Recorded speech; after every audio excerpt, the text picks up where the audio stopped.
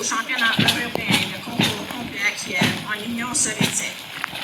2 ans plus tard, dans le même concours en Allemagne, elle a remporté des médailles d'argent en tant que compétitrice individuelle et membre d'équipe. La princesse a également participé aux Jeux olympiques de Montréal en 1976 en tant que membre de l'équipe britannique de concours complet. In 1986, Princess Royale succeeded her father as president of the International Equestrian Federation, a post which she has since relinquished. After 5 years as president of the British Olympic Association, she was elected to the International Olympic Committee in 1988. Her Royal Highness was closely involved in the organization and planning of the London 2012 Olympics. She has been president of the Lobby for the Disabled Association since 1969 and the Royal Yachting Association since 1987. Son Altesse Royale est mariée au vice-amiral Sir Lawrence et a 2 enfants, Peter et Zara, issus de son premier mariage.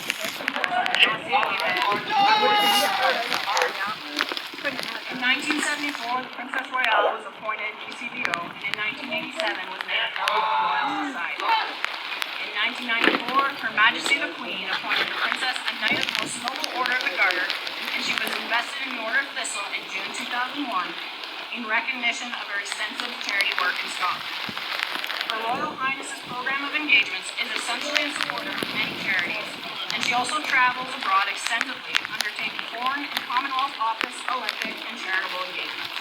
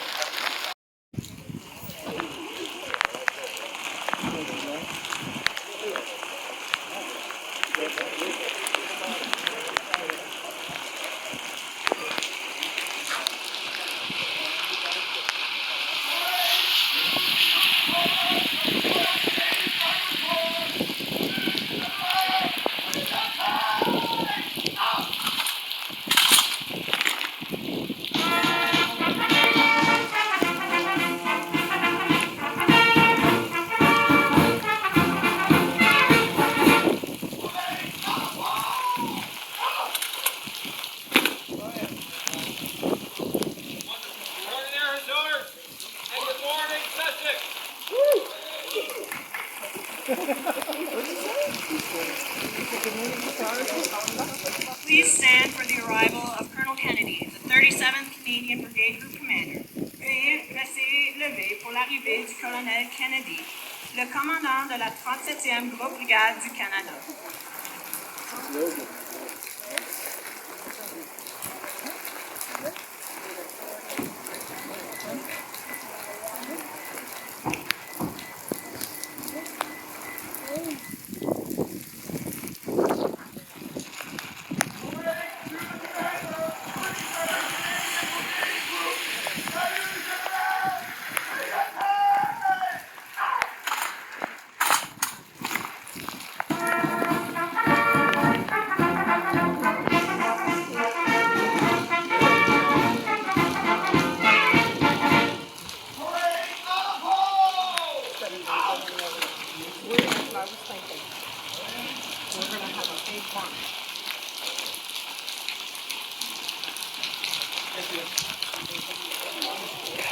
Pour l'arrivée de son Altesse Royale, Princesse Anne, la Princesse Royale, le colonel en chef de notre régiment.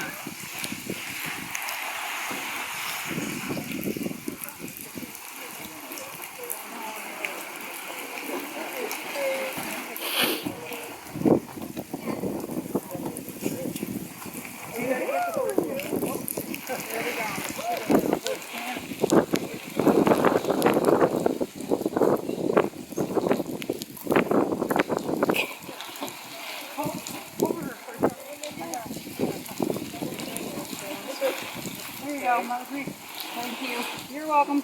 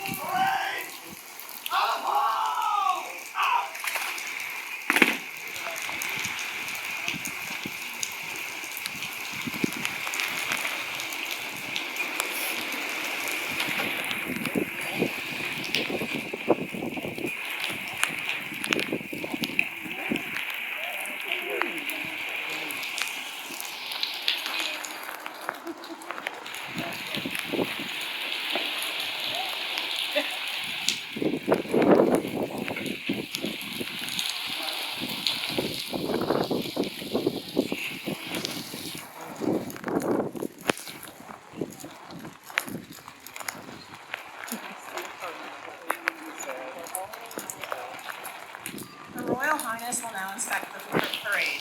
Son Altesse Royale va maintenant inspecter la parade.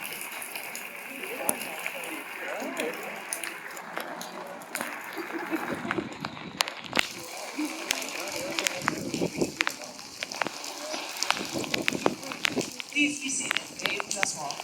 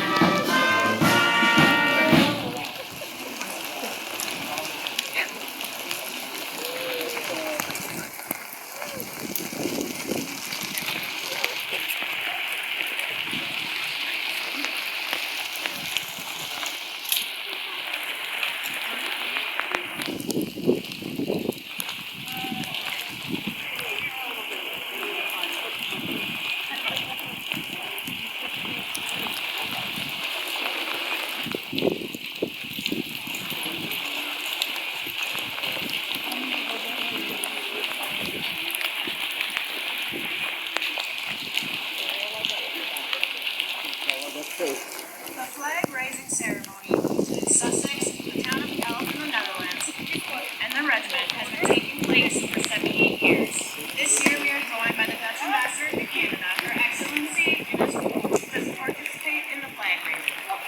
We invite Her Royal Highness, the Colonel-in-Chief, the Dutch ambassador, and His Worship the Mayor of Sussex to move to and observe the raising of the flags. La cérémonie de levée du drapeau est une tradition de 78 ans entre la ville de Sussex et la ville de Elbe aux Pays-Bas. Cette année, nous sommes rejoints par son Excellence Madame Inès pour exécuter la tradition. Nous invitons son Altesse Royale, le colonel en chef, l'ambassadrice et son honneur, Monsieur le maire, à maintenant observer le lever du drapeau.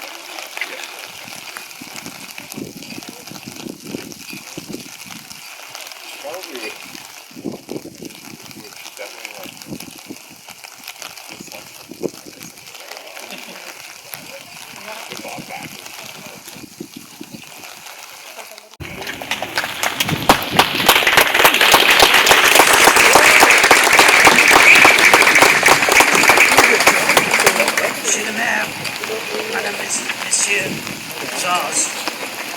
Sussex est depuis les années 1800 une des villes natales des 8th Canadian Hussars.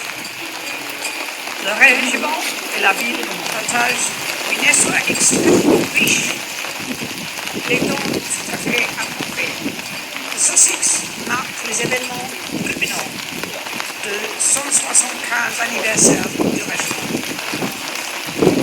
Pendant la Deuxième Guerre mondiale, c'est ici au camp Sussex que le régiment s'est entraîné.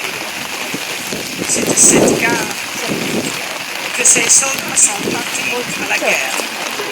C'est ici qu'ils sont entrés 4 ans et 4 mois plus tard. Si l'empreinte militaire de la ville a diminué, le régiment y est toujours très bien implanté. Je voudrais donc remercier la ville et sa population pour leur soutien. It is your understanding of the mutual benefit of the regiment's continued presence that is so important. We heard at dinner last night from the Colonel of the Canadian Armoured Corps how New Brunswick has through history produced very good soldiers. All of the same values required by the Canadian Armed Forces: commitment to serve, willingness to work hard, be reliable and loyal. Sussex and the regiment have grown alongside each other, and I know the regiment values the support it receives. I'm delighted that as part of today's event, we've witnessed the enduring bonds forged between the regiment and the Dutch town of Ede, which is where the 8th Hussars regrouped at the end of World War II before returning home. I'm equally pleased that the Ambassador of the Kingdom of the Netherlands is able to join us today. Finally, my thanks go to Colonel Lockyer, your commanding officer, and all those who have made this celebratory weekend possible. And my congratulations to all ranks who have paraded in Moncton and here in Sussex to mark your anniversary. Take pride in what you have achieved and look to the future with confidence. Thank you.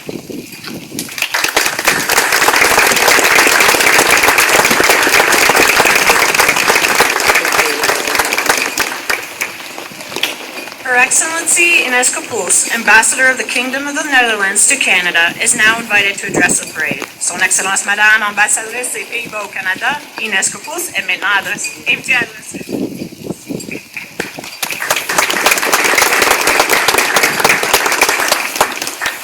Your Royal Highness, Your Worship, General Machinchek, Colonel Kennedy, Colonel Kennedy, Colonel Beasley, Colonel Lockyer, esteemed members of the armed forces and distinguished guests. Thank you for inviting me here today to say a few words.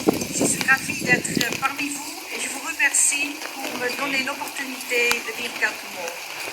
Chaque année, les Pays-Bas fêteront un jour spécial, le 5 mai. C'est la fête de notre liberté. Un événement heureux, certes, mais nous réalisons combien il est important de reconnaître que la liberté n'est pas un acquis et que nous devons toujours être vigilants pour la défendre. And let me assure you that freedom is something that Dutch people do appreciate and cherish. In our history, we have fought 80 years against the Spanish occupation to get our independence. And we have fought hard against the French at the end of the 18th century when Napoleon put his brother in charge of those unruly Dutch. So although we have had our fair share of military and civic occupation, it did not compare to the brutal invasion of the Nazis in May 1940. The consequent destruction of our cities, our economy and infrastructure, and the deportation of almost the entire Jewish population of the Netherlands. It traumatized us. After 5 difficult years that have left us bereaved, freedom was finally restored after British, American, Canadian troops fought gruesome battles on the French coast in order to liberate Nazi-occupied Europe. We owe our freedom to our allies, and let me emphasize here the substantial role that Canadian troops played in the liberation of the Netherlands. Saying that we are grateful is an understatement. It's not just the tulips that we send every year in gratitude, but we have always honored those brave soldiers, and we still do so today, even there are fewer and fewer who are still with us. But it's even more important that we do remember those who did not survive. 7,600 young Canadians are buried in the Netherlands. We remember them, each and every one of them. We take care of their graves, we keep their stories alive. For example, with a project called Faces to Graves, where school children investigate who the young boy was that gave his life for our freedom. A bit like what we saw during the concert Friday evening. Il est important de se souvenir de ceux qui sont battus pour notre liberté, car chaque vie individuelle en vaut la peine. Now please allow me to highlight the role of the 8 Hussars in the northern part of the Netherlands. At the end of March 1945, when the battle for the Rhine River had finally ended, Montgomery was able to order his troops to advance to the northern Dutch provinces. The 2nd Canadian Infantry Division managed to liberate the city of Groningen on April 16. So in less than 3 weeks after crossing the Rhine, that really is an astonishing accomplishment. Now, let me end with saying a few words on 2 other cities in that northern part of the Netherlands, Delfzijl and Eelde. Delfzijl is separated from Germany by a harbor, so it was strategically very important for the Nazis. And to sketch the scene, there were German batteries that formed part of the Atlantic Wall and were included in the German anti-aircraft system that also served against attacks over land. Bunkers were surrounded by machine gun nests, barbed wire barriers, floodlights, anti-tank ditches, trenches, foxholes and mines. So the works. On top of that, the number of German troops had substantially increased in the previous weeks, and those troops had nowhere else to go. They were literally in a corner, and it was fight or die. Now, for those of you that don't know my country, it's flat. Plat comme een crêpe. But even for Dutch standards, Delfzijl is a category in itself. We call it very flat. So, the visibility of such a flat landscape served the Nazi defenders much better than the Canadian attacking forces, who had no cover at all. North of them was only water. And add to that a mix of canals and deliberately flooded areas, and you have set the scene for the Delfzijl pocket. The task that awaited those Canadian soldiers was huge, and this battle became the last one in the Netherlands and is rightly known as Operation Canada. After that battle was won, the 8 Hussars moved to Eelde, where they stayed until the late autumn of 1945. They worked hard to help the locals with rebuilding the infrastructure and the community. And after 5 years, there was finally time for some normality. The Canadians organized sport events, lectures, memorial services, and it was during those months of working shoulder to shoulder with the people of Eelde that a strong bond had grown. The Hussars were at home in many Dutch families. They were seen as well-mannered, very sporty, and as men that could hold their liquor. And from what I understand, many Dutch women shed some tears when those good-looking Canadians returned home in November 45, taking with them the flag of Eelde with the 8 Hussars hat badge and the document in which the people of Eelde would award a gold medal once they would be able to afford it. Now that promise was finally fulfilled in 1952 when my predecessor presented the gold medal to the regiment on parade. Dear guests, let it be very clear, without those brave troops, I would not be standing here. Thank you, Canada. Merci, Canada. Thank you, 8 Canadian Hussars.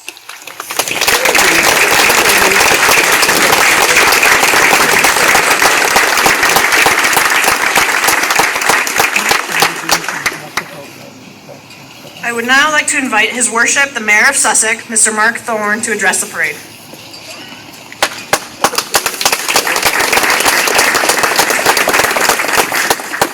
Thank you for that. Before I begin my remarks, I'd like to commend everyone who has braved this inclement weather to come out and help the Hussars, their Colonel-in-Chief, Her Royal Highness and Her Excellency, the Ambassador from the Netherlands to Canada, to celebrate this wonderful milestone. Over the past few days, I've been thinking about what the ragtag group of individuals who 175 years ago in 1848 in Appahock got together to form a cavalry reserve, what they would have thought if they could see into the future and see what this regiment has become, the longest serving, now armored regiment in Canada, a regiment that has distinguished itself on many fronts and in many campaigns, and through both world wars, peacekeeping and in Afghanistan. Where I'd like to focus my remarks are around the area, around the time frame that Her Excellency was speaking about, which is at the end of the Second World War, because as a result of where the 8th Hussars were by the 1st of May, at the end of the Second World War, there's been a bond formed, a friendship created that we still celebrate today, every May the 5th, by having Ilda and Sussex, we raise each other's flags and acknowledge the friendships that were created there. When we think back to that time in the Nazi occupation, they had blockaded that area of Holland, and the winter, the previous year, was harsh and known as the Hunger Winter. Somewhere around 20,000 more or more civilians starved to death in that environment. So when the Canadians arrived and the war ended, the Dutch were desperate for food, for medical care, for almost anything that it takes to survive. And the Canadian soldiers, they have been deprived of family, of their loved ones, and have been subjected to battle conditions for many months and even a few years for some. And so together, over the coming months, they worked together to heal their bodies, to heal their minds, and to heal their spirits, so that by the time the Canadians returned to Canada at the end of 1945, bonds were created that would last a lifetime. The only Canadian who did not return was their beloved mascot, Princess Louise, because the Hussars had been secretly put away for their march up through Italy and into Europe, because they were not permitted to have a mascot. But the resourceful Dutch and Canadians managed by 1946 to have Princess Louise secreted away to the United States and then smuggled into New Brunswick to be rejoined with her regiment. And the reason why I bring this up is because the sergeant who was given the responsibility to look after Princess Louise for her lifetime was Sergeant Gordon Pickerton. And Gordon is with us today at the age of 102, soon to be 103 next month. And yes, please do.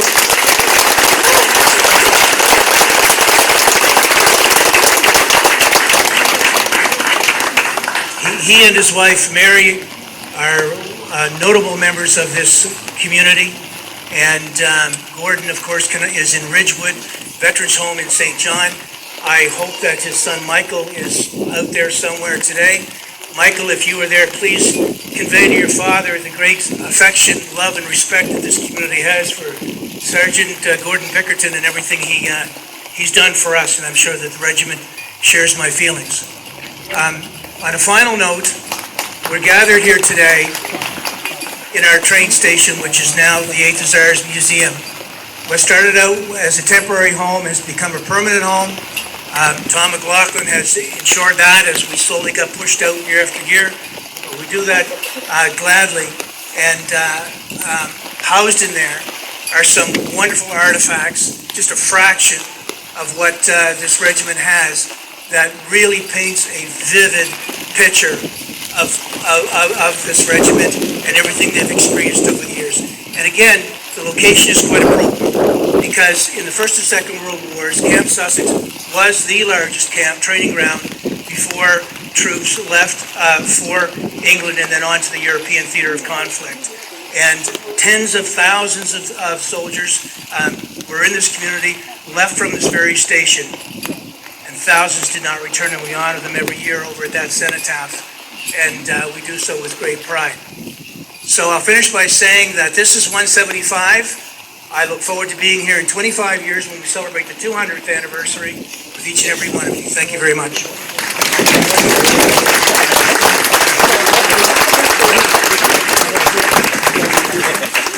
I would ask our guests to please be seated. And now I'd like to invite Colonel Kennedy, commander of the 37th Canadian Brigade Group, to address the parade. Monsieur le Classé, bonjour et bienvenue. What a fine morning it is.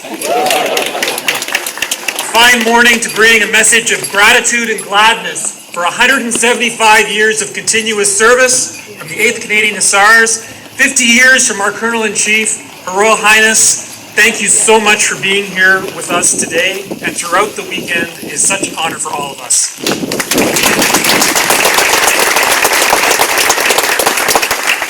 I bring you greetings from General Masson, the Division Commander in Halifax, Colonel Commandant General Natinchuk, and many other dignitaries who have been with us throughout the last 3 days.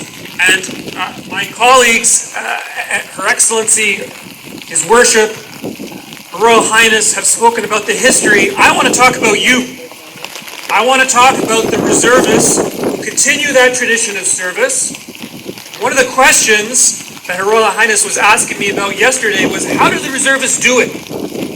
How do they make sure to keep showing up for training while they balance their studies, their work, their family, their community life? And the answer for each of you is different. There's individual variety in that, but I think one thing that unites us is a tradition of service. Service to our communities. We are you, Sussex. Soldiers here are your young people, or maybe a little older people. They come from you, they serve you, they do it for you. They do it for their country, and they do it for the world, so they can give back. We do it with glad hearts. And it doesn't mean that times aren't rough.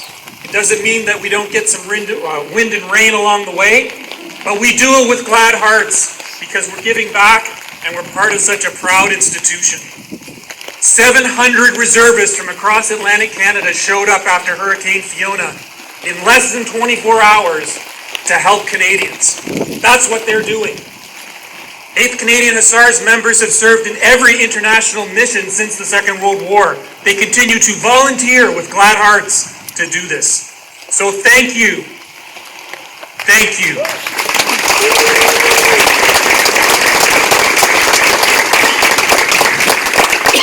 Thank you to the Soldiers, and thank you to each and every one of you who made the time to be out here today. Your presence matters, your support matters. It's why we do what we do. Merci beaucoup. Bonne journée.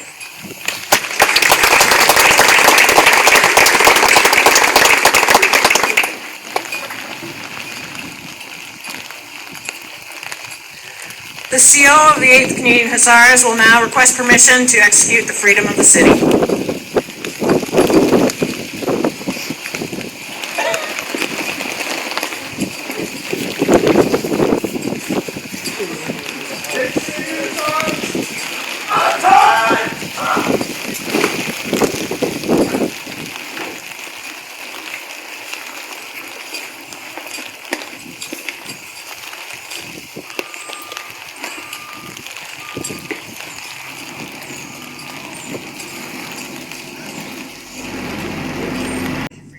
Sussex, which was granted to the 8th Canadian Hussars, May the 24th, 1969. Perpetuity to march in our streets, bayonets fixed, drums beating, and uniform.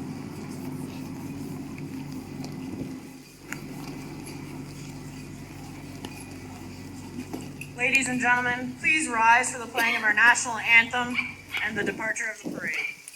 Veuillez vous lever pour notre hymne national et le défilé militaire.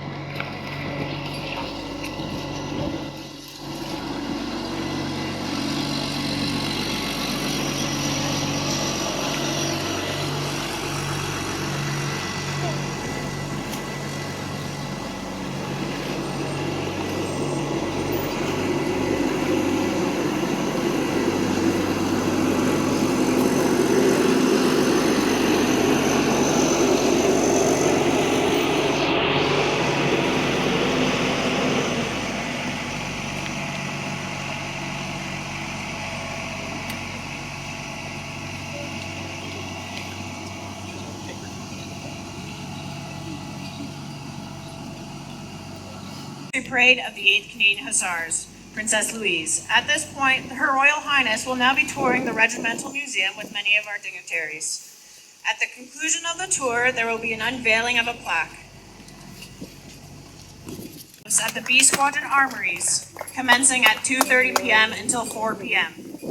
We invite everyone to join us and discover your regiment through vehicle and weapon displays and demonstrations of military life. As well, on completion of the ceremonies, the Regimental Museum will be open for all to partake in our history. Thank you very much for your attendance. Can we stand underneath that thing until they unveil the plaque?